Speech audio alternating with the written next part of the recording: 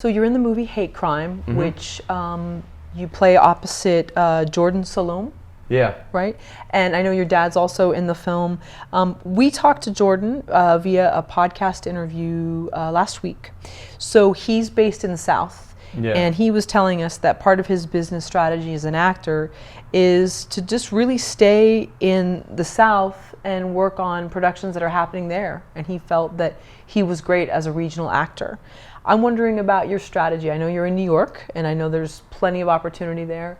Do you think there are enough acting jobs to go around in I know with Louisiana, I think your dad's studios are there, Atlanta, there's also South Carolina. Do you think that that's a good strategy for people? Oh yeah, I mean, you know, everyone's different, and I think if you're from those areas, you can be close to home and still get work and pad your resume. So I think for certain people it's a great strategy, and there's a lot of good stuff down there, and you'll meet a lot of interesting people. So I think that is a good strategy. I just think I like New York because I like the city, and I like the challenge of it.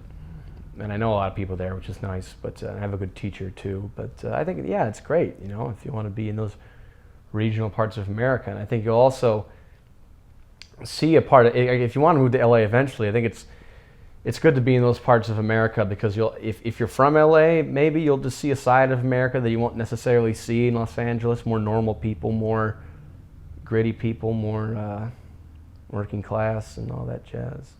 Right. So it sounds like it's not so much the place anymore. It's just what do you want to do and where do you want to be, because it sounds like there's opportunities many places. I realize it's not the same. In some ways. They still tend to cast the principals out of New York and Los Angeles. You know, most of in the secondary markets, mostly if you're local, it's mostly day players or small parts. It's rare that you'll go up for a lead, but still, if you want to get experience and then go out to LA and New York, it's a good strategy. Right. Yeah, I'm thinking of like Winter's Bone. Like I remember it seemed like a lot of people, except for Jennifer Lawrence and a few other characters, Dale Dickey, they were all based from, where was Missouri or Missouri? Yeah. Sorry, yeah. Was Jennifer Lawrence living in LA at that time, or was she more like?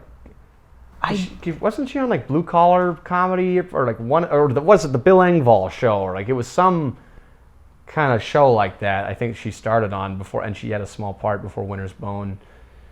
Right, I think she was. Where is she living? Yeah, I'm not sure. I know. I should know this. Wow, this is terrible. Well, that's okay. We'll look it up Sorry, afterward. J-Law. But yeah, that's okay. I think she's okay now. Yeah, right, she's cool. good. But you're good. But I'm just thinking of a movie like that, or there's other films where you can feel the authenticity of the place. You can feel that people. I like movies like that, or like Beasts of the Southern Wild, and none of those people were actors too, and they were great, you know, because they weren't trying to be anything; they were just them. And that's a movie like that. Right, you can see it in the extras even too. You just see that maybe they're not as concerned with being seen, and this is no offense to like LA extras, but definitely if anybody's done extra work on a set, you know, people definitely want to do that cross in front of the camera, and it's a huge thing for them. But a lot of times with those regional film shoots, you can definitely feel just more real people that are less concerned with screen time, it seems like. And that's why a lot of, I think, directors, particularly foreign ones, like to use non-actors. Like there's a great The Gospel According to St. Matthew, Pier Paolo Pasolini, which is my favorite. He made that. It's my favorite biblical film, which is interesting considering it was made by a gay communist atheist. But he filmed it in the south of Italy, and everyone in that movie was just people from the country. I think there were a couple cameos by famous Italian artists, like Jesus was a Spanish economics student. And he cast him because he wanted that authenticity, and it feels so authentic. Like they just feel, and it was shot in black and white, handheld, and it just feels like they're kind of local people who just live out in the wild, who are just being with Jesus. So it just feels very authentic. Well, your dad is also a director. Do you feel that one day you'll also want to direct? Yeah, I think I could. I mean, I'd really, really, really, really want to study it because there's just so much you got to do.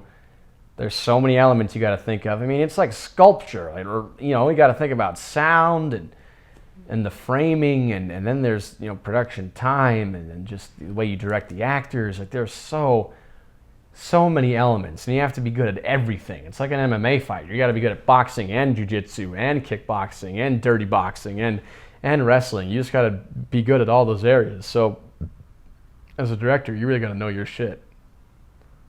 And but I'd like to someday. You would, okay.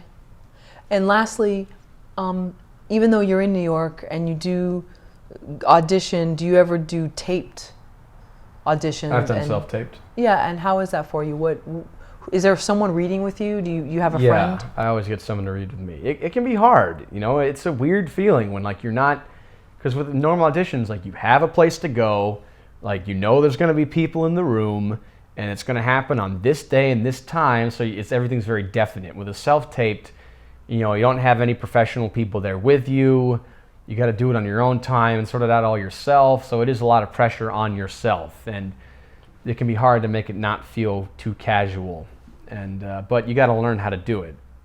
So, in some senses, it's almost easier if you don't have any other distractions, because then you can really be present. Like if your reader is someone that you're comfortable with, do you think you could almost do sometimes a better job? I don't know. I prefer having a definite time and place, and like being able to prepare myself before I go in. I actually feel with self-tape there's more distractions, because I feel like I know exactly what's going to be in this room when I go into an audition. For everyone's different, of course. For me, with a self-taped, and say if I do it at my house, it's like I got to make sure my roommates are quiet, or if I'm doing it at someone else's place, like it's like we got to make sure that there's, what if people are working around outside or something, and it's like, oh, I'll put it off till tomorrow because I got to do these emails. So I feel like I have more distractions when I don't have a set time and a set date. Interesting. So it's better to have a time, place, and a structure to it. For me. Mm-hmm. Okay.